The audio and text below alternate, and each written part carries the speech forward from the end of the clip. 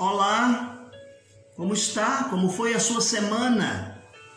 Nós estamos juntos mais uma vez, vamos estudar a Bíblia, a Palavra de Deus, mas eu quero te convidar para termos um momento de oração. Feche os seus olhos. Querido Deus e amado Pai, orienta-nos no estudo da Tua Palavra. Agradecemos-te pelas leituras diárias, o Senhor nos falou a cada dia da semana através da Tua Palavra. Agora, Senhor, aplica à nossa vida o conteúdo do ensino da Tua Palavra. É a oração que fazemos no nome de Jesus. Amém. Muito bem, meus queridos, no nosso último encontro, nós começamos falando na segunda carta escrita por Pedro. Demos ali um preâmbulo, falamos um pouquinho a respeito da data. Ela deve ter sido escrita na última parte dos anos 60 depois de Cristo, uma carta escrita logo depois da primeira carta. Ele escreve então a segunda. Ele dá ênfase à orientação da conduta dos crentes, para que eles tomassem cuidado com os falsos mestres. Enquanto a primeira carta vai nos falar a respeito da oposição externa na vida dos crentes, esta segunda carta fala de oposição interna na vida da igreja, exercida pelos falsos mestres, ensinando heresias. Se não tomarmos um grupo específico hoje, nós poderíamos dizer que vemos muitos líderes, muitas pessoas levantando diante de um rebanho, diante do povo de Deus e falando heresias, coisas que realmente não estão na palavra de Deus. Portanto, Pedro veio para orientar-nos e para ensinar-nos não só do seu tempo para este tempo. Nós estamos estudando o tema que aqui são as ameaças a uma igreja jovem. E nós estamos então ressaltando estas coisas, estes ensinamentos, a fim de que nós também não caiamos em heresias. Vamos falar um pouquinho a respeito do conteúdo da carta escrita por Pedro, a segunda carta. No começo ele sempre aparece com uma saudação. Capítulo 1 de 2 Pedro, verso 1 e o verso número 2, Pedro se identifica aqui de forma muito forte como servo e apóstolo. Eles que foram chamados para serem discípulos, ele estava entre os 12, quando Jesus sobe ao céu, Jesus dá o comissionamento, envia-os para que eles fossem pregar a palavra, onde eles estivessem indo, eles estivessem fazendo discípulos, e então nós vamos ver que essa atividade de apostolado está presente na vida de Pedro. Na sua saudação, ele deixa claro que esta carta é dirigida a pessoas que já tinham uma fé em Jesus Cristo.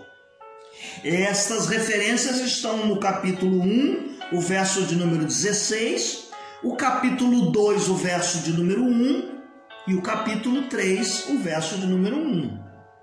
Ele está direcionando aqui esta carta a uma congregação específica. Ele queria que os leitores, ao tomarem conhecimento deste conteúdo, eles experimentassem o favor, o amorável amor de Deus, e que isso os impulsionassem a uma vida de integridade espiritual. E como resultado desta integridade espiritual, eles te mostrassem um conhecimento claro a respeito da pessoa de Jesus Cristo, desse relacionamento pessoal com Jesus Cristo. Aí nós vamos no capítulo 1, verso 3 até o 21. O que ele nos apresenta nesta parte aqui? As provisões para o crescimento espiritual. Ele vai nos apresentar aqui 4 fontes de poder para o crescimento espiritual dos seus leitores, da sua época, e para nós também. Qual é a intenção dele ao apresentar estas fontes? Que haja um engajamento, um envolvimento dos seus leitores com a vida cristã. que vivêssemos ou que vivamos uma experiência vibrante e que nessa experiência vibrante nós caminhemos a cada momento para a maturidade do conhecimento. Maturidade do conhecimento. Vamos rapidamente falar um pouquinho a respeito destas 4 fontes de poder. A primeira delas que ele apresenta está no verso de número 3 até o verso de número 11, quando ele assume a chamada e a eleição dos seus leitores. Ele está dizendo assim: o Deus que nos chamou, o Deus que nos elegeu, o Deus que nos comissionou, ele tem uma provisão muito grande daquilo que necessitamos para termos uma vida vitoriosa em todos os sentidos. Está aí no verso 3 e no verso de número 4 do capítulo 1 dessa primeira carta.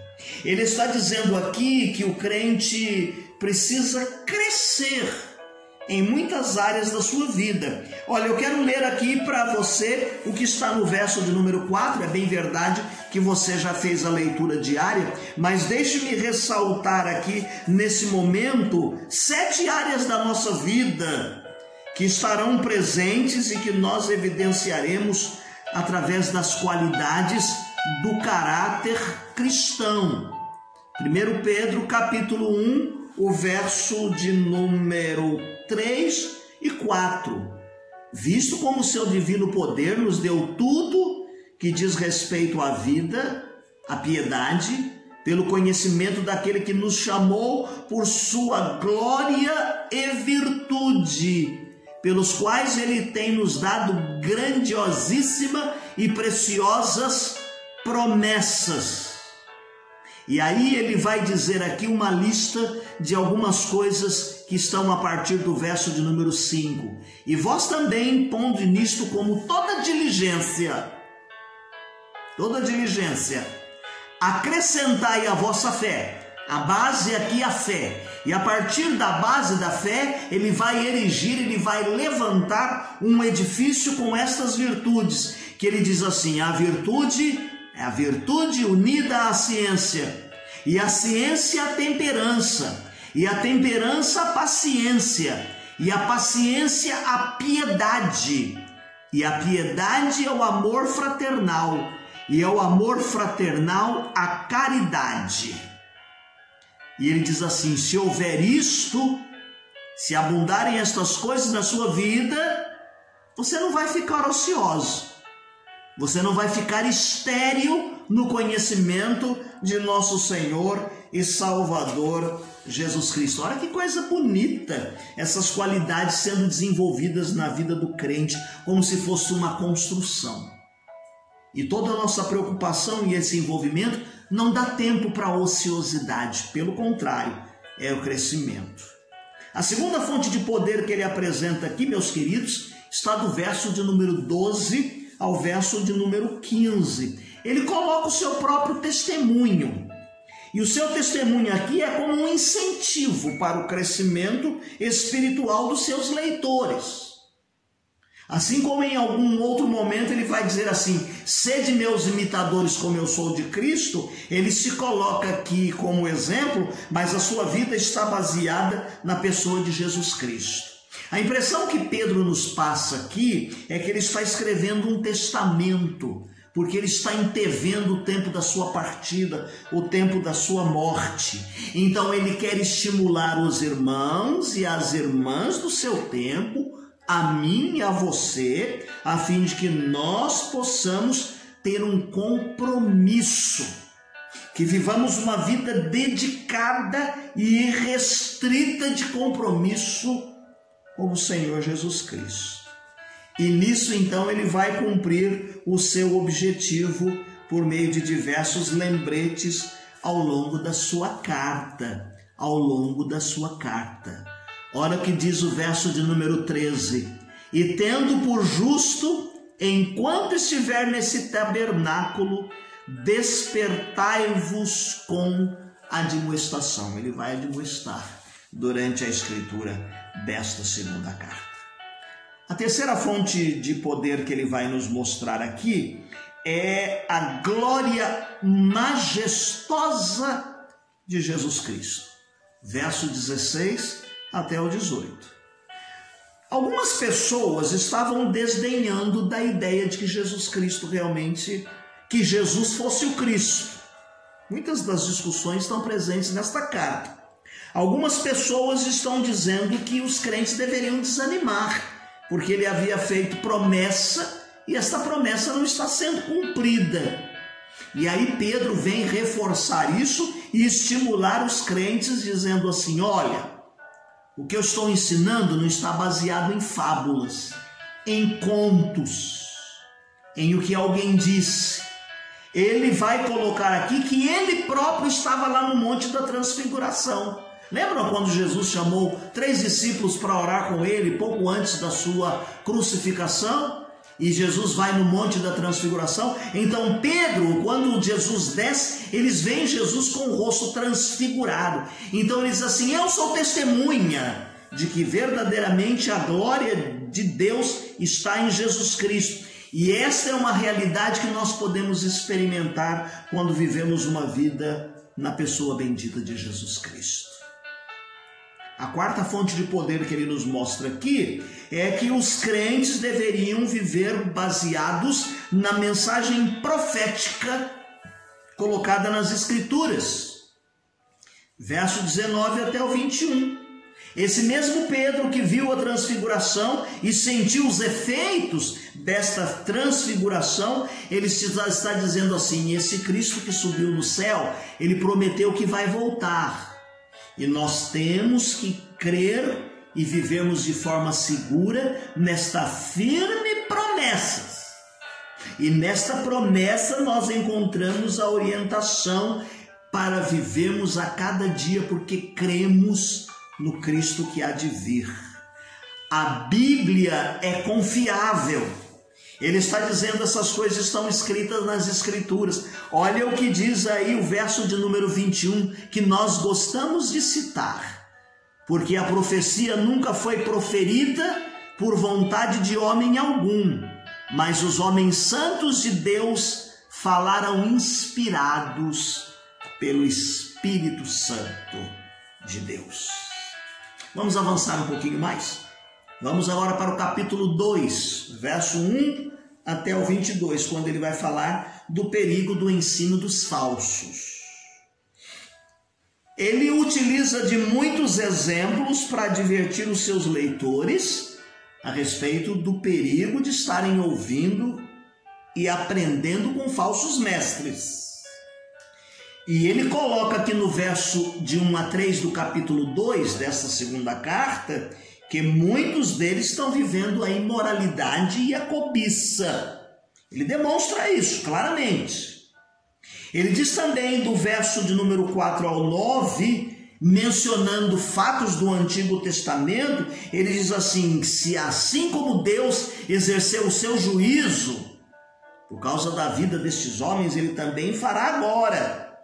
Cuidado com esses falsos mestres, não sigam. Cuidado com os ensinamentos piedosos de muitos deles que vêm com promessas de libertação, mas essa promessa é falsa.